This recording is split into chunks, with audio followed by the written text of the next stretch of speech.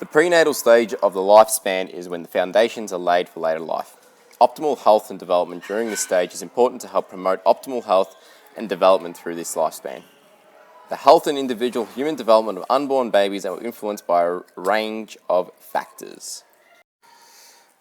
There are 4 areas in which biological determinants spread out: genetics, genetic conditions, sex-linked genetic conditions, and chromosomal abnormalities. An unborn baby begins life as a single cell containing the genetic information passed down from the mother and father. This information dictates much of the individual human development that occurs throughout the prenatal stage and throughout life. The genes that a child inherits from their biological parents have a significant impact on the child's health and individual human development. Genes are the blueprint of the body because they control growth, development, and how the body functions. An unborn baby's genetics determines the rate and timing of development in the uterus as a result of the excretion of hormones and from the glands of the endocrine system, whether the baby is male or female, the development of genetic conditions such as hemophilia, the development of chromosomal abnormalities including Down syndrome. Genetic conditions. Sometimes the genes for certain genetic conditions are already present in the mother or father and can be passed down to the children.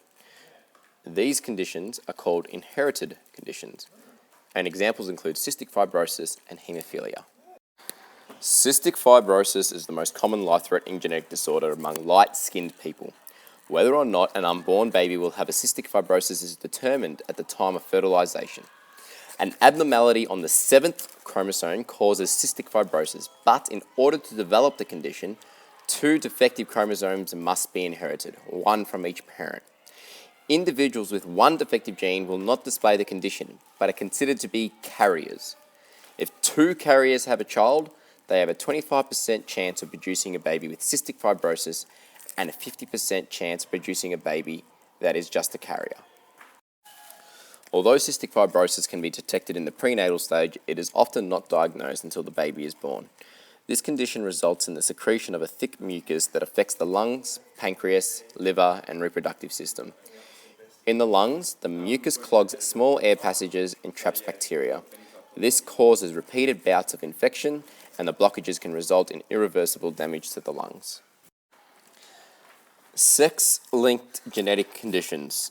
As explained earlier, each human egg and each human sperm contain 1 set of 23 chromosomes, with the 23rd chromosome being the one that determines the sex of the individual.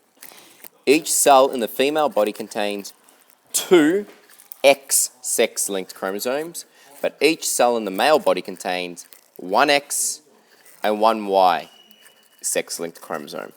Because every female egg contains 1 set of chromosomes, every egg will have only the X sex-linked chromosome. In contrast, each male sperm can either have an X sex-linked chromosome or a Y sex-linked chromosome. This explains why the gender of a developing baby is determined by the sperm. If an X sperm fertilizes an X egg, then the result is a female baby. If a Y sperm fertilizes an X egg, then the result is a male baby. Some genetic conditions are carried on the X chromosome.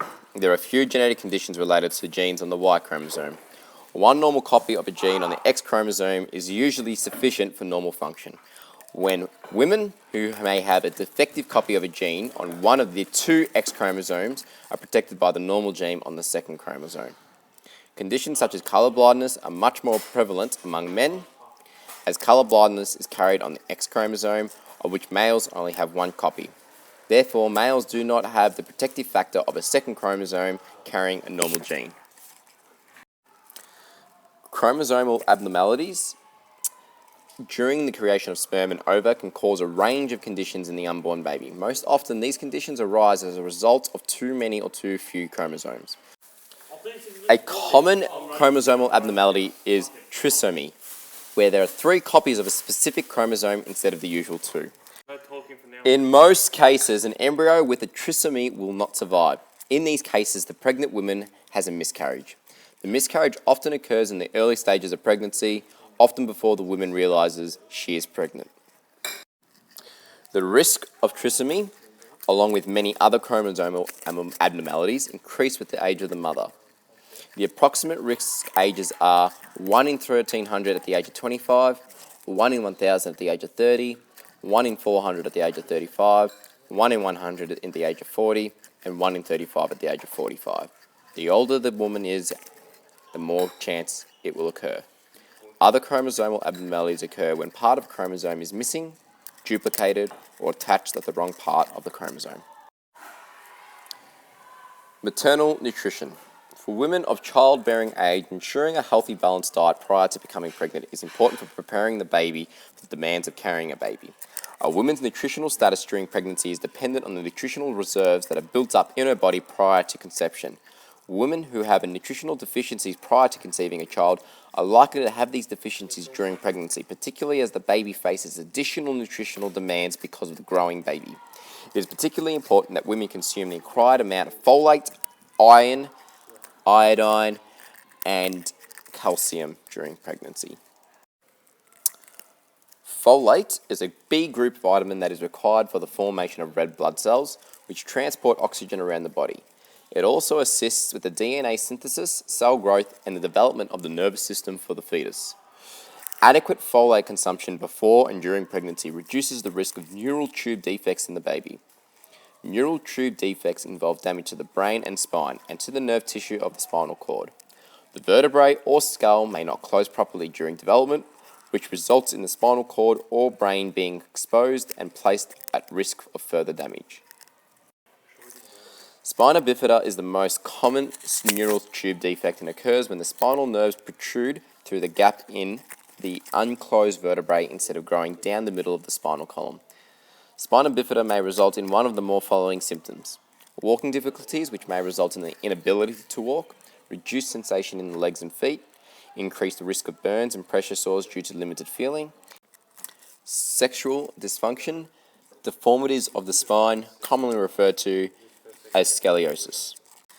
A good source of folate include green leafy vegetables, poultry, eggs, cereals, citrus, fruits, and legumes. In Australia, many cereal products are fortified with folate. Iodine is a mineral that is required in greater amounts during pregnancy to promote optimal brain and nervous system development. If iodine is deficient during pregnancy, the consequences can be serious and include stunted growth and intellectual disability. Countries that have a sufficient iodine concentration in the soil generally get enough iodine from crops grown on the land. In countries that do not have enough iodine in the soil, such as Australia, iodine is added to other food items. In Australia, most iodine comes from the iodized salt and bread fortified with iodized salt, but is also present in fish, seaweed, eggs, cow milk, and strawberries. Australians are reducing their intake of salt as a result of the increasing rates of cardiovascular disease, so people are now at an increased risk of iodine deficiency and need to ensure their requirements are being met by other dietary sources, especially during pregnancy. Iron is a mineral that is required in greater amounts during pregnancy due to the increased demand for oxygen for the developing fetus as well as the increased energy needs of the mother. During pregnancy, there is an increase in blood volume to cater for the developing baby, as well as the enlarging reproductive organs of the mother. Iron is needed for hemoglobin, a component of blood that carries oxygen around the body. Good sources of iron include red meat, fortified cereals, egg yolks, legumes, nuts, and green leafy vegetables. Vitamin C assists with the uptake of iron from the small intestine. High fibre diets, alcohol, and tannic acid in tea can interfere with iron absorption. Lack of iron can lead to iron deficiency anemia, resulting in the body not having enough iron to form hemoglobin. In pregnant women, iron deficiency anemia can increase the risk of a premature birth and a low-weight baby. Calcium. Calcium is required for the strengthening of bones and teeth. During pregnancy, calcium is required to meet the needs of the developing fetus as well as ensuring the maintenance of bone mass for the mother. Good food sources of calcium include dairy products such as milk, cheese, and yogurt. If a pregnant woman does not consume the required amounts of calcium-rich foods, the calcium that the developing baby needs will be leached or taken from the mother's bones. This could lead to osteoporosis later in life. Foods that contain high levels of mercury can put the baby at risk of delayed development in the early years. The effects may not be noticed until the child fails to reach developmental milestones at the expected age. It may also result in difficulties with memory, language, and attention span. Women need to be selective about the type of fish they consume during pregnancy, as some fish have significantly higher levels of mercury than others. Shark, swordfish, barramundi, gemfish, orange roughy, and the southern bluefin tuna should all be avoided. Behavioural determinants of health include smoking, drug use, alcohol consumption, and vaccinations. Smoking during pregnancy is a significant risk factor for a number of conditions for both the mother and her unborn baby. Tobacco smoke contains thousands of chemicals and acts to reduce oxygen flow to the placenta and exposes the developing fetus to numerous toxins. Maternal smoking increases the risk of a range of health and developmental conditions of the unborn baby. These are some that may be included. There is evidence from the Australian Institute of Health and Welfare that the more cigarettes a mother smokes, the higher the risk of poor birth outcomes. Maternal smoking rates are higher in some population groups including Indigenous women, teenagers, single mothers, and mothers with low socioeconomic status. Alcohol can cause problems for women even before pregnancy because it may interfere with fertility. Therefore, women who are trying to fall pregnant should limit their consumption of alcohol or stop it altogether. The consumption of alcohol during pregnancy can cause significant harm to the unborn child. When alcohol is consumed by a pregnant woman, it crosses the placenta from the mother's blood to the baby's blood. This can result in fetal alcohol syndrome. A fetus that is severely affected by fetal alcohol syndrome is at risk of dying before birth. The alcohol may harm the development of the nervous system of the fetus, including the brain. It may also narrow the blood vessels in the placenta and umbilical cord, therefore restricting blood supply to the fetus. Heavy consumption of alcohol, particularly in the first trimester, so that's the first 3 months of pregnancy, is considered to be particularly dangerous to the fetus. The World Health Organization recommends that pregnant women consider not consuming alcohol at all. Drug use during pregnancy may have a significant effect on the health and individual human development of the fetus. Some medications or drugs will cross the placenta and potentially harm the unborn child. Side effects may include withdrawal symptoms, development delay, intellectual disability, birth defects, premature birth, and stillbirth. The types of drugs that may be harmful are what is listed here. Vaccinations play an important role in reducing the spread of many conditions in Australia. Even though over 90% of the population are up to date with the vaccinations, most vaccine-preventable diseases still occur in Australia. The prenatal stage of development is particularly susceptible to many of the effects of vaccine-preventable diseases. Here is a list of specific diseases and their possible impact on the unborn baby. A possible side effect of some vaccines is mild fever, which can increase the risk of developmental abnormalities in the developing baby. As a result, vaccinations will generally not be given during pregnancy. The exception to this is the influenza vaccine, which is deemed safe for pregnant women and can decrease the risk of developing fever as a result of the disease itself. To reduce the risk of contracting one of the vaccine-preventable diseases, women who are planning a pregnancy should ensure their vaccinations are up to date prior to fertilization. Once pregnant, women can also reduce the risk of contracting disease by regular hand washing, avoiding international travel, and avoiding close contact with sick people. Understanding the physical environment determinants that have an impact on health and individual human development during the prenatal stages of the lifespan. This includes tobacco smoke in the home and access to healthcare. Tobacco smoke in the home increases the risk of passive smoking among pregnant women. Passive smoking means breathing in other people's tobacco smoke. Exhaled smoke is called exhaled mainstream smoke. The smoke drifting from the lit cigarette is called side stream smoke. The combination of mainstream and side stream smoke is called secondhand smoke or environmental tobacco smoke. Tobacco smoke cools quickly, which prevents it from rising. As smoke is heavier than air, it tends to hang in mid-air rather than be dispersed into the atmosphere.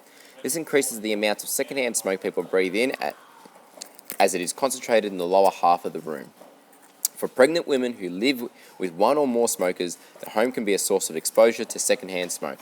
Rates of tobacco smoke in the home have declined in the last decade, reflecting the continuing decline in the prevalence of smoking as well as an increase in smokers confining their smoking to outside the home environment. In 2010, more than 3/4 of Australians lived in homes where no one regularly smoked, and 18% lived with one or more people who smoked only outside the home. Exposure to environmental tobacco smoke can contribute to the same health and development effects as maternal smoking, which is located here. Prenatal healthcare is an important part of pregnancy, and there is a strong relationship between regular prenatal healthcare and positive health outcomes for both mother and baby. The purpose of prenatal healthcare is to monitor the health of the mother and the baby, monitor growth of the baby, provide health education and advice to the mother, identify any risks to the mother and baby, and provide medical interventions if necessary. The World Health Organization recommends pregnant women access prenatal healthcare at least 4 times during their pregnancy to increase the likelihood of receiving effective maternal health interventions. During prenatal health checks, a number of tests and measures are often taken, including body weight and ultrasound, blood pressure, blood glucose, and fetal heart rate. These allow the health and the individual human development of the pregnant woman and unborn baby to be assessed. If issues are detected, interventions can be put into place. The birthing process is a time when medical intervention is often required, and if adequate health care is not accessible, any complications arising can go untreated and impact the health and the individual human development of both the mother and the baby. Geographical factors such as the location of relevant services can impact on a woman's ability to access prenatal health care. Many women in rural and remote areas struggle to access health services during pregnancy due to the time taken to reach them. As a result, the health of both the mother and the baby can be compromised. Stress in pregnancy can have a negative impact on both mother and baby. A 2011 study indicates that women who have to travel for more than 1 hour to access health care are nearly 8 times as likely to experience moderate or severe stress as mothers who have this care close to home. Once fertilization has occurred, unborn babies rely on their mother to achieve optimal health and development during the prenatal stage. The society in which the mother lives and the social factors that impact on her life will also contribute significantly to the health and development of her unborn baby. Social factors include parental education, parental income, parental health and disability, and access to healthcare. Parental education. The parent's level of education can impact the developing baby in a number of ways. Knowledge of health behaviours, also known as health literacy, can increase the probability of parents caring for themselves in ways that promote the health and development of their unborn baby. Accessing healthcare, consuming nutritious food, being vaccinated, not smoking, avoiding teratogens such as alcohol and drugs, and preventing illness are more likely to occur in those who are educated about the benefits of maintaining optimal health during pregnancy. These behaviours promote optimal health and individual human development in the unborn baby and reduce the risk of conditions such as a preterm birth, low birth weight, and birth defects. Parental education also increases employment opportunities and the ability to generate an adequate income. Parental income is often related to the education of parents. Educated parents are more likely to have a higher paying job and more able to access a range of health promoting resources during the prenatal stage of the lifespan. Income can improve the ability of parents to provide resources such as prenatal health care and adequate nutrition, which can enhance outcomes for the unborn baby by promoting optimal growth, health, and development. Having an adequate income may also assist in decreasing stress levels, as parents may be more comfortable knowing they can provide the necessary resources for their child. The level of health experienced by parents influences the health and the individual human development of developing babies in a number of ways. In some cases, conditions experienced by the mother can directly impact on the development of the baby. In other cases, parental illness or disability can impact on the unborn baby indirectly by influencing the ability of parents to provide the resources necessary for the optimal health and development of their unborn baby, such as earning an income. Health concerns for pregnant women include gestational diabetes, preeclampsia, stress, and infections. Parents experiencing optimal health may be more able to provide the resources required for optimal health and development of their unborn baby. Parental disability and health conditions, on the other hand, may limit the ability of parents to adequately care for themselves and their unborn baby. If a parent requires care as a result of their illness or disability, this can further decrease the ability to provide resources for the mother. Factors include employment, nutrition, health care, stress management, and the exercise may become difficult if the health of the parents is not optimal. Although access to healthcare may be limited due to factors related to the physical environment, such as the geographical location of resources, many social factors also impact on the access to healthcare. Education, cultural factors, and income can all enhance or limit the ability of pregnant women to access healthcare. If parents have a sound understanding of the benefits of healthcare during pregnancy, they may be more likely to access these resources. By accessing healthcare throughout the pregnancy, the mother's and baby's health and development can be monitored and interventions put in place, if necessary. Education is often a key component of healthcare, and the knowledge of parents with regards to promoting optimal health and development of their unborn baby can be enhanced. Cultural factors can contribute to some pregnant women not accessing healthcare. Around 25% of Australians were born overseas, reflecting the multicultural nature of society. Language barriers and differences in beliefs about pregnancy and healthcare can contribute to some women not accessing healthcare. Although many prenatal health services can be accessed free of charge through Medicare, other services require patient co-payment. Those with low incomes may not access healthcare during pregnancy as a result of the costs involved. This may increase the risk of complications going untreated throughout the prenatal stage.